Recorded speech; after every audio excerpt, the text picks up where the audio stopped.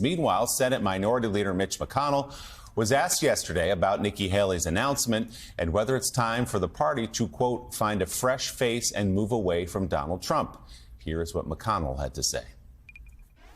Well, what I think we're going to have is a vigorous primary with a number of candidates making their case, and the American people, those who are registered Republicans who are going to participate in these primaries, are going to decide who they want to nominate.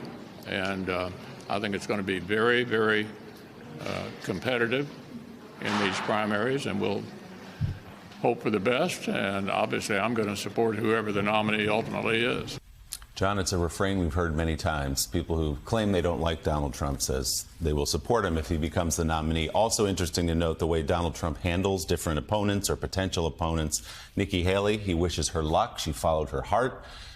Ron DeSantis is a groomer, according to former President Trump. Well, as far as Nikki Haley goes, Trump is saying the water's warm, come on in, and hope others do too, because it's in his best interest for this field to get as big as possible, because as we've been talking about, we know his base, his core base, probably isn't going anywhere, and they're going to follow him. And the bigger the field, the better it is for him. He and Haley have had a reasonably good relationship. She, of course, was his ambassador to the United Nations.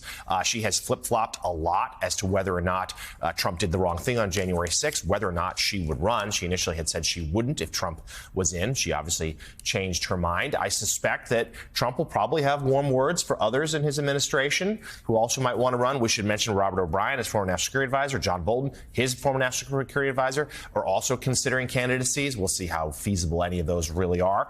On Haley, though, it's also interesting. There's a sense that she wanted to get in ahead of Tim Scott, another one, a senator from South Carolina, her home state, thinking that she needed to jump in first to sort of ward off potentially that challenge. And look, this gives her a few days of headlines here. I mean, she's polling low, but this gives her a chance to donors, a chance to have the stage to herself for a few days. But we're, of course, now waiting to see when others jump in. And the biggest fish into the water is Ron DeSantis. And there's certainly no chance that Donald Trump will welcome him. That's the concern that the Trump camp has. And Joe